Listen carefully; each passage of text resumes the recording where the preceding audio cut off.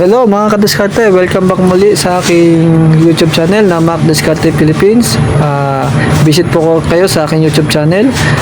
Ito naman po ay papakita ko sa inyo ang pag-i-skim food ko, paano ako magtrabaho, paano magmasilya, at anong diskarte ko sa pag-i-skim food.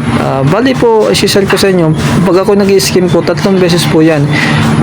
Tuloy-tuloy po yan. Hindi pa ako nagleleha. Kasi kalimitan sa napapansin ko, ang ibang nag-i-skim food, 2 coat, tapos nagleleha, at saka papatungan ng pangatlo. Sa akin po, diretso-diretso ko yung pinapatungan para ho mas magandang kapit ng skim coat bago tayo magleha.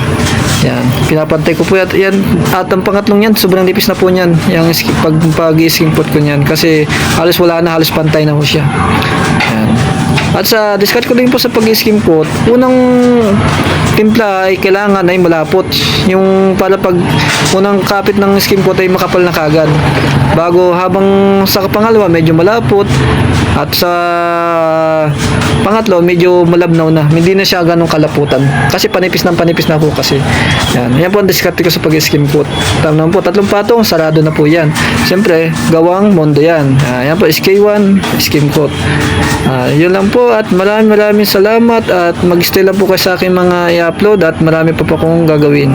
Yan lang po, bye.